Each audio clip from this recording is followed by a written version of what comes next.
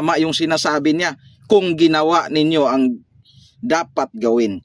150 million. Ilan ba yung population natin dito sa Pilipinas? Nasa 117 million population, ha? Hindi yun per house, per household.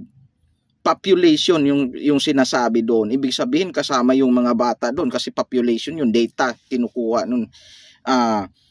Yung data doon sa pagpanganak ng mga bata. So ibig sabihin population individual.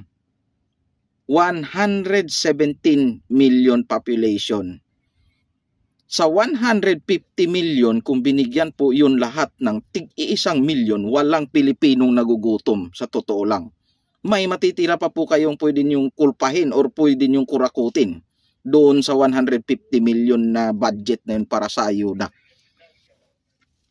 Ngayon, kung yun ang ginawa ninyo, magiging tama yung sinabi ng presidente natin na walang Pilipinong. Biruin mo isang Pilipino milyonaryo.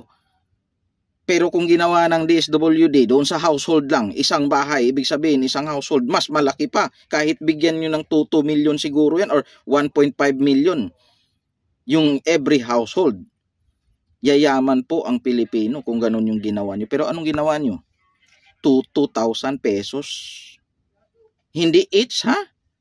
Kung sino yung nakalista lang doon, 2,000 pesos. Saan napunta yung ibang pera? Saan napunta yung ibang milyones? Siyempre, hindi ko na po tatago. Alam ko, sa bulsa napupunta.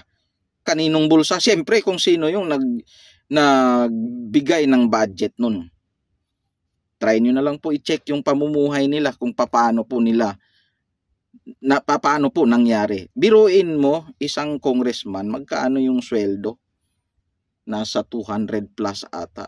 Compare mo sa isang Pilipino na minimum yung sahod, magkano lang po ang sweldo ng isang Pilipino, minimum ang sahod. Tapos kayo, yung mga nasa posisyon na mga kurakot, hindi nyo man lang inisip ang lalaki ng mga sahod nyo, magawa nyo pang mangurakot. Naku po, tama na yung ginagawa ninyo. Hindi na po yan maganda.